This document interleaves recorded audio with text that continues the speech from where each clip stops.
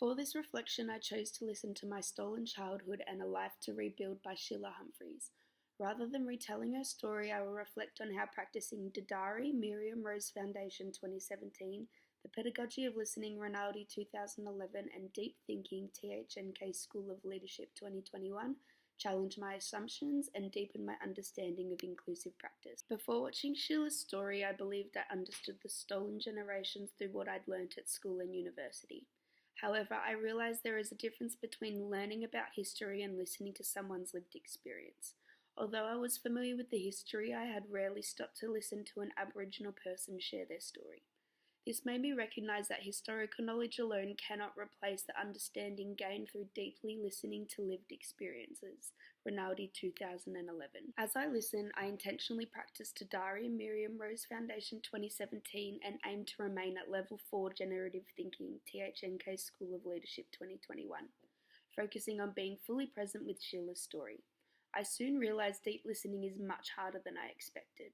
Level 4 requires me to move beyond simply hearing Sheila's words and instead connect with emotions, meaning, and experiences behind them with an open and respectful mindset.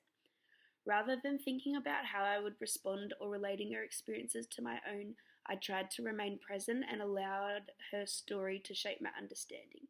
I realised this required conscious effort rather than happening naturally. Throughout the video, I noticed myself drifting back to what THNK School of Leadership 2021 describes as the Level 1 inner chatter or the monkey brain.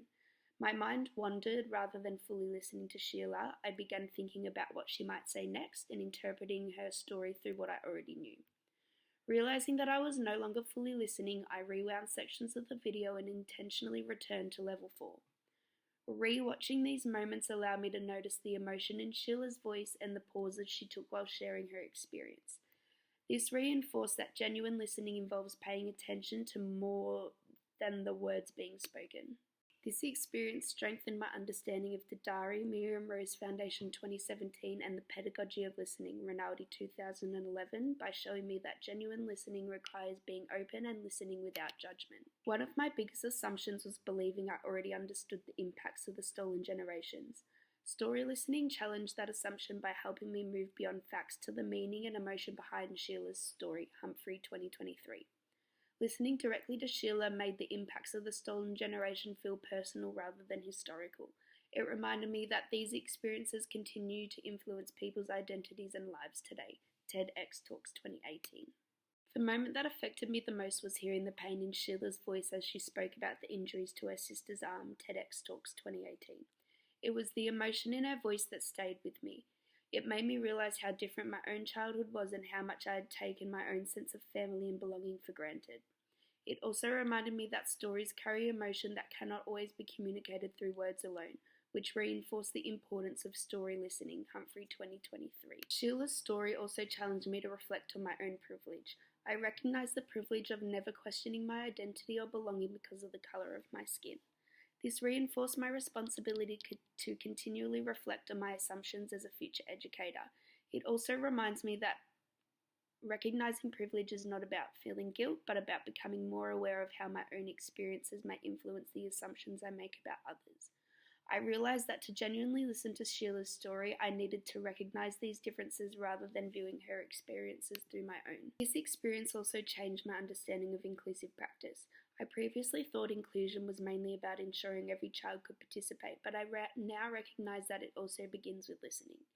Before making decisions about children and families, educators need to deeply listen to and value their voices rather than assuming they know what's best. Rinaldi 2011.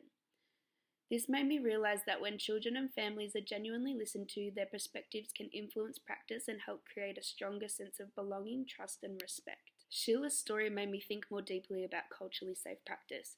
As a future educator, I need to recognise that Aboriginal and Torres Strait Islander children and families bring their own cultures, identities, knowledge, and experiences.